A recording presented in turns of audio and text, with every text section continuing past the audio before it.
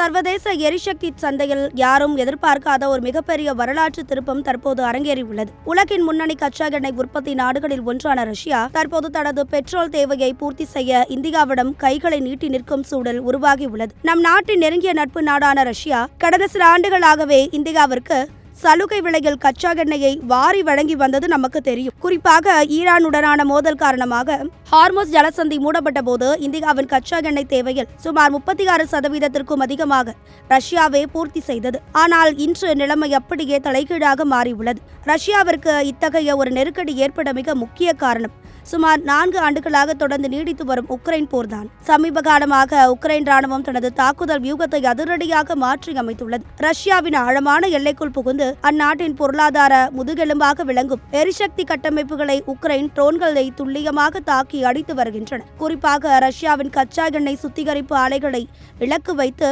நடத்தப்பட்ட இந்த தாக்குதல்களால் ரஷ்யாவில் பெட்ரோல் உற்பத்தி கடுமையாக முடங்கியுள்ளது. இதன் விளைவாக ரஷ்யாவின் பல மாகாணங்களில் பெட்ரோல் தட்டுப்பாடு ஏற்பட்டு மக்கள்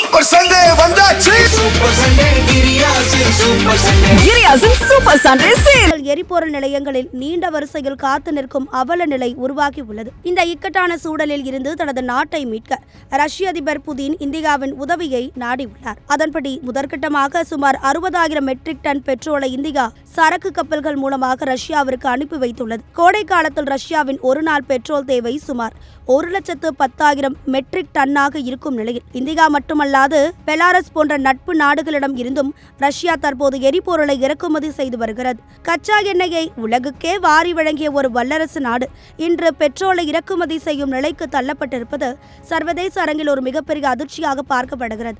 உக்ரைனின் இந்த ட்ரோன் தாக்குதல்களால் ரஷ்யாவின் பொருளாதாரத்தை எந்த அளவிற்கு பலவீனப்படுத்தியுள்ளது என்பதற்கு இதுவே ஒரு சிறந்த உதாரணமாகும்.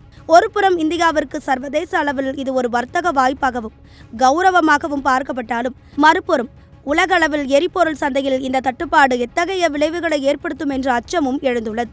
புதினின் அடுத்த கட்ட நகர்வுகள் மற்றும் இந்தியாவின் தொடர் ஆதரவு ரஷ்யாவை இந்த நெருக்கடியில் இருந்து காப்பாற்றுமா என்பதை பொறுத்திருந்துதான் பார்க்க வேண்டும்.